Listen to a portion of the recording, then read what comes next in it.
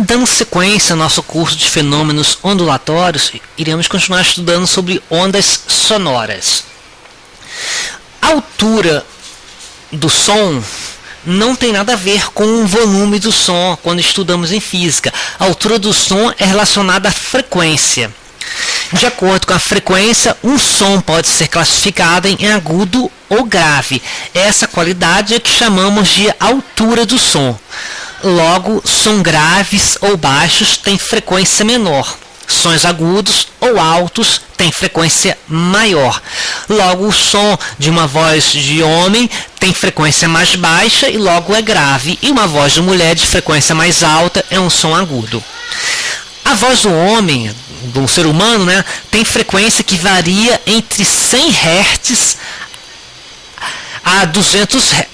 Aliás, de 100 Hz, de 20 Hz a 20 mil Hz, ou 20 Hz a 20 kHz. Essa é a frequência que um ser humano é capaz de ouvir. Agora, a voz do homem vai ter a frequência que varia entre 100 Hz a 200 Hz. E a voz feminina varia entre 200 Hz a 400 Hz. Isso aí é a faixa de frequência do homem e da mulher. Sendo que eu mencionei, a faixa que é capaz de ouvir vai entre 20 Hz a 20 mil Hz, ou também chamado de 20 kHz. Portanto, resumindo, a voz do homem costuma ser grave ou grossa, enquanto a da mulher costuma ser aguda ou fina. Eu mencionei já outrora que infrassom é o som que está abaixo da faixa de 20 Hz que o homem é capaz de ouvir. Logo, o infrassom o homem não é capaz de ouvir. Assim como também acima de 20 kHz, que é a faixa de ultrassom, o ser humano também não é capaz de ouvir. Infrassom é sons de vulcões, terremotos, etc. E ultrassom é o som gerado por morcegos, baleias, golfinhos e equipamentos que geram equipamentos de pesca, como o sonar, etc., que geram frequências acima de 20 kHz, que não é perceptível pelo ouvido humano. Timbre. Timbre é a qualidade que permite identificar os sons de mesma altura e de mesma intensidade emitidos por fontes sonoras diferentes. É o timbre que diferencia a voz de uma pessoa para outra. As pessoas podem estar cantando a mesma música, mas conseguimos perceber que são pessoas diferentes. O que caracteriza essa diferença é justamente o timbre. Por isso dizemos que uma pessoa tem um timbre de voz diferente da outra. Elas podem estar cantando a mesma música na mesma altura, isto é, na mesma frequência, mas devido à característica de timbre, percebemos que são pessoas diferentes, ou mesmo também que são instrumentos diferentes. No caso aqui, eu coloquei vários instrumentos, diapasão, violino. Diapasão é só um equipamento, tá? E violino, instrumento, clarinete, oboé, cornetas, todas elas com a mesma frequência, mas você vê que as ondas são diferentes, são mais quebradas uma da outra. Essas variações da onda fazem com que o timbre seja diferente. A frequência pode ser a mesma, mas o timbre diferente dos instrumentos musicais. Eu vou pular um pouco sobre onda estacionária e vou estar falando posteriormente. Vou mencionar aqui um pouco sobre equação de Lagrange. Vai ser um pouco muito teórico, mas vamos lá. Lei de Lagrange condensam as leis de Mersenne sobre a frequência, o que caracteriza a altura e timbre dos instrumentos. A lei de Mersenne diz que a frequência de F1 está para a frequência F2, assim como a raiz quadrada da força 1 está para a força 2. E, invertendo, é proporcional ao comprimento L2 sobre o comprimento L1, e que é igual a proporcional à raiz quadrada da densidade 2 sobre densidade 1. Eu vou estar mencionando isso aí melhor como um exemplo. Antes, vamos mencionar aqui também a fórmula de equação de Lagrange, que a frequência é igual a 1 sobre o 2 vezes o comprimento vezes o raio vezes a raiz quadrada da força sobre a densidade linear. Para você ter uma ideia como é que funciona essa fórmula, é basicamente o seguinte: imagine um instrumento musical, ele emite uma frequência, o tanto que ele é grave ou agudo. Agora imagine esse instrumento musical se o comprimento da corda aumenta. Por exemplo, aqui, ó, o violino, o comprimento da corda para um violoncelo aumenta. Logo, ó, o comprimento da corda aqui aumenta. Logo, aqui o denominador vai aumentar. Se o denominador aumenta, o que acontece com a frequência? Vai estar diminuindo. Ó. Se eu aumento o denominador, eu estou aumentando a comprimento da corda, L.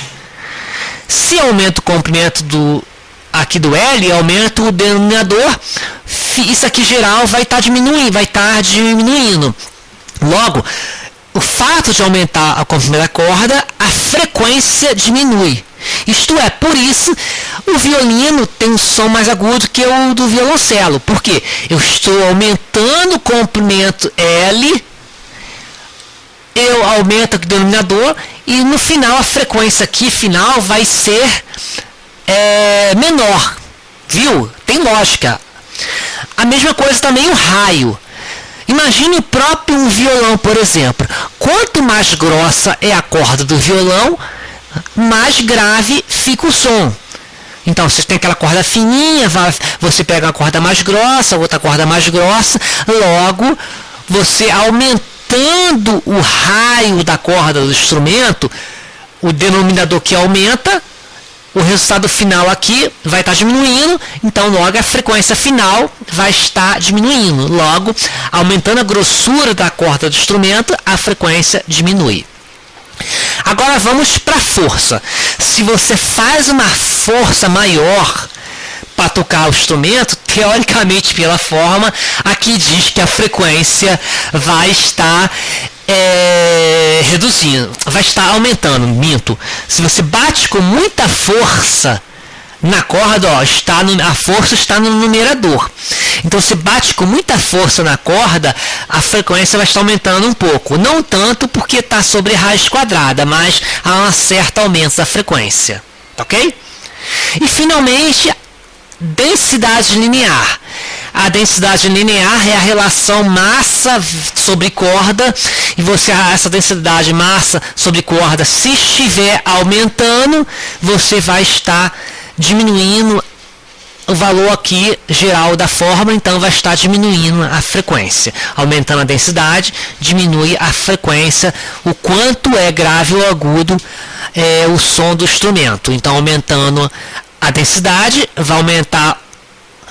vai diminuir o valor da frequência aqui, tornando mais grave o som. É basicamente isso. Isso aí eu estou usando a equação de Lagrange, mas eu poderia pensar uma a uma por Mersenne, por exemplo. Se eu aumento, por exemplo, a força da corda, a resultante final da frequência vai estar proporcional a F2. Então a gente pode calcular isso também, mas a equação de Lagrange dá um resultado melhor para a gente perceber isso. Essas fórmulas estão sendo empregadas em alguns exercícios que eu estou distribuindo para a turma, ok? Que é melhor perceptível entender essas equações através do exercício. Na teoria realmente fica muito complexo. Dando sequência, eu vou pular um pouco e vou falar um pouco sobre onda eletromagnética luminosa. A onda eletromagnética luminosa trata-se de uma radiação eletromagnética que se situa entre a radiação infravermelha e a radiação ultravioleta. Logo, a luz que nós vemos, por isso que nós vemos o arco-íris. O arco-íris vai da cor vermelha até a cor ultravioleta. É a cor que nossos olhos conseguem perceber, que é da onda eletromagnética luminosa. Não resulta da vibração de partículas, mas de alterações elétricas e magnéticas. A luz percorre trajetórias retilíneas e somente em meios não homogêneos a luz pode descrever trajetórias curvas. Isso é a nossa visão, tá? Porque na prática são várias retas que vão se cortando, vão se virando aos pouquinhos, que dá a impressão de a luz estar fazendo curva, ok? Mas a luz percorre trajetórias retilíneas, mas visualmente num copo d'água, por exemplo, com um pouco turvo, podemos de repente ver a luz fazendo curva, mas é mais um efeito visual. A luz é onda eletromagnética. Por ser uma onda eletromagnética, a luz ela é uma onda transversal, né? Não necessita de um meio para se propagar, logo se propaga no vácuo. A velocidade do som é igual a 300 milhões de metros por segundo, ou 3 vezes 10 a 8 metros por segundo, é justamente o valor que nós precisamos decorar para nossos exercícios. Velocidade da luz é igual a 3 vezes 10 a 8 metros por segundo. A luz tem dupla natureza, isto é onda e também é uma partícula. A natureza de onda é devido às propriedades de difração, interferência, etc., que estamos vendo durante o nosso curso. E a natureza corpuscular, isto é, de partícula, é percebida pelos fótons, que são feixes de energia e que pode se colidir com elétrons, isto é, tem natureza material. Pelo fato de o fóton se colidir com o elétron, é o que caracteriza de ser uma partícula. Não estaremos vendo em nosso curso, mas é importante nós termos essa percepção. Aqui temos falando sobre onda eletromagnética, que ela fica, o comprimento da onda fica entre 10 elevado a menos 5 metros até 10 vezes a 10 menos 7 metros. Isso aí é a faixa de comprimento de onda luminosa. Aqui, é justamente aqui onde está aqui, 10 a menos 3, 10 a menos 5, aqui mais ou menos, né?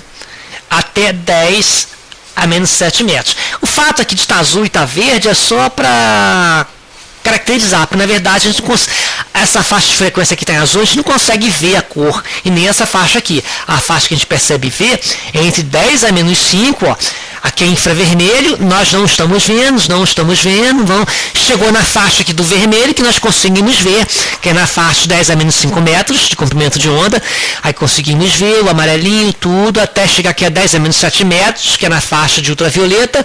Aqui já não conseguimos ver, embora esteja na faixa ultravioleta, mas não conseguimos mais ver, e não vemos essa ideia. Nesse espaço aqui é a faixa de comprimento de ondas que podemos ver. É o espectro de onda eletromagnética. Aqui, nessa outra tela, vemos aqui cor ultravioleta próximo da faixa de 3 a 10 menos 7 metros de comprimento de onda. E de acordo com que vai mudando a cor da onda, vai aumentando o comprimento de onda. Olha só. De acordo com que vai aumentando para vermelho, o comprimento de onda aumenta. E a frequência? A frequência vai diminuindo. Olha só. A frequência no ultravioleta é a frequência mais alta. De acordo com que vai aumentando aqui para infravermelho, o de ultravioleta até chegar no infravermelho, a frequência vai diminuindo. Então, voltando. Ultravioleta, baixo comprimento de onda, alta frequência. Indo para o infravermelho, alto comprimento de onda, baixa frequência. Por que isso? Porque se a gente multiplicar esse valor de comprimento de onda pela frequência, a gente vai ter justamente a velocidade da luz. Isto é, comprimento de onda vezes frequência é igual a velocidade. Velocidade da luz não está mudando, é sempre 3 a 10 a 10,8 metros por segundo. Então, se a gente multiplicar esses valores, a gente sempre acha o mesmo valor de velocidade da luz. Se eu multiplicar isso aqui por isso, é a mesma coisa que multiplicar isso por isso, dá sempre o mesmo comprimento de velocidade da luz, sempre o mesmo valor. Tá ok? Para encerrar nossa aula, iremos falar sobre o efeito Tyndall, que ocorre quando há a dispersão da luz pelas partículas coloidais.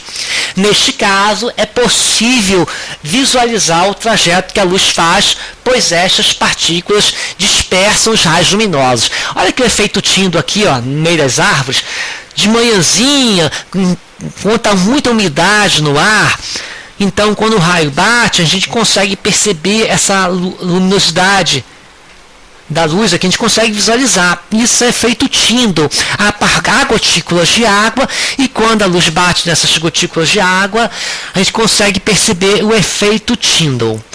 E também pode perceber isso a gente colocando uma lanterna sobre 2 copos d'água. Um copo d'água não tem não tem nenhum shampoo, não tem nada de colocar. Se a gente colocar um shampoo, as partículas do shampoo, aqui no segundo copo, ó, cria um coloide.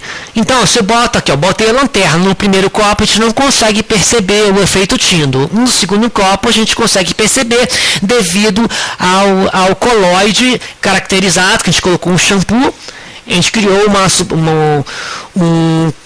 um líquido coloide, né? A gente consegue perceber o efeito Tyndall, ok? Um copo sem shampoo, o outro copo com shampoo. Botei a lanterna, a percepção do efeito Tyndall no segundo copo. Isso cai no vestibular e é bem comum esse tipo de questão. Um grande abraço a todos.